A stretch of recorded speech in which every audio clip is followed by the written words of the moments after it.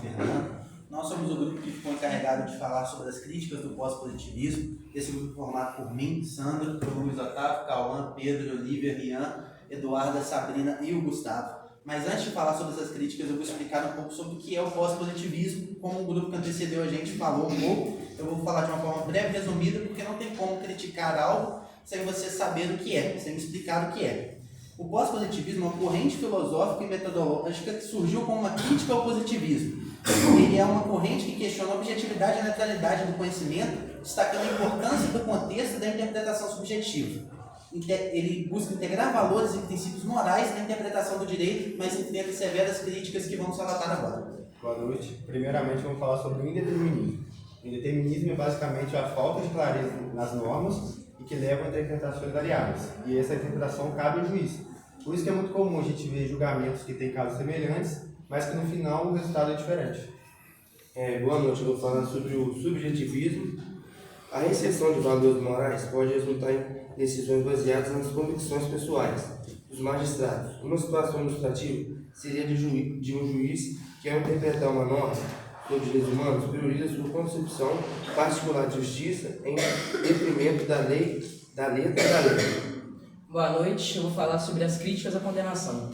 O positivismo em si ele é baseado em um conjunto de normas escritas e, em tese, essas normas deveriam ser usadas para julgamentos. Só que os juízes, muitas vezes, eles utilizam de concepções morais e éticas para dar uma condenação ao réu. Isso aí está errado, porque a minha ética é diferente da ética do Sandro, minha ética é diferente da ética da Olivia, não é igual para todo mundo, por isso que existe a lei.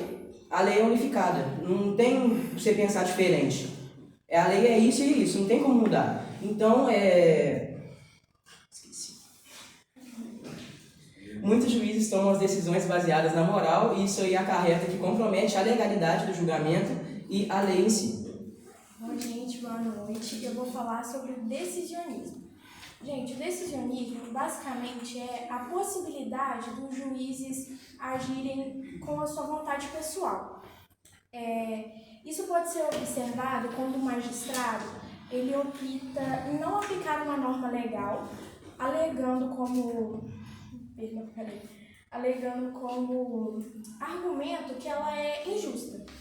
Isso pode acarretar várias decisões arbitrárias, que são decisões tomadas sem uma base lógica, sem justificativa, afastando da aplicação objetiva do direito. Essa aplicação objetiva do direito nada mais é do que o contrário do decisionismo.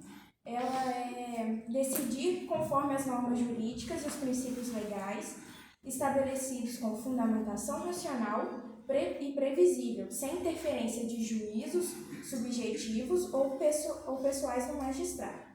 Um ponto positivo do decisionismo, especialmente na perspectiva clássica formulada por Carl Smith, é que ele reconhece a importância da decisão soberana em momentos de crise, quando as normas jurídicas institucionais não são suficientes para manter a ordem. Eu vou falar sobre a falta de hermenêutica comprometida com o direito. Hermenêutica é uma disciplina que estuda a interpretação de textos simples e significados. Ela se concentra em entender como as pessoas interpretam e dão sentido a diferentes tipos de comunicação, incluindo textos escritos, falados ou visuais. A hermenêutica é importante em diversas áreas do direito. A hermenêutica jurídica é fundamental para a interpretação de leis e normas. A ausência da hermenêutica consiste e pode conduzir à interpretação desconectada da intenção do legislador. Um caso emblemático ocorre quando o juiz amplia indevidamente o alcance de uma norma sem considerar o contexto legislativo, o que compromete a previsibilidade e a segurança jurídica.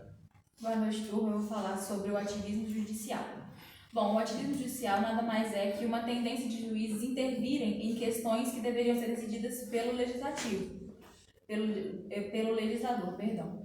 Um exemplo é quando o STF do nosso país, por exemplo, decide sobre questões sociais, como, por exemplo, a descriminalização do aborto, que são tradicionalmente questões decididas pela competência do legislador. Essa intervenção pode comprometer muito a separação dos poderes e também pode comprometer a democracia. Aspectos positivos do ativismo judicial é que ele pode contribuir para a garantia de direitos fundamentais, a proteção de grupos vulneráveis e a implementação de políticas públicas, que de outra forma não seriam implementadas. Aspectos negativos, como eu falei, o ativismo judicial pode gerar conflitos entre os poderes, comprometer o sistema de freios e contrapesos e invadir a competência do legislativo e do executivo também. Boa noite, turma. Então, eu vou concluir o que meus colegas falaram, né? Diante do que foi apresentado, fica claro que o pós-positivismo, apesar de ter, né, muitos avanços, ele enfrenta críticas que desafiam sua eficácia e sua legitimidade. Compreender essas questões é fundamental, é essencial, né, para fomentar um debate mais profundo sobre o papel do direito na sociedade.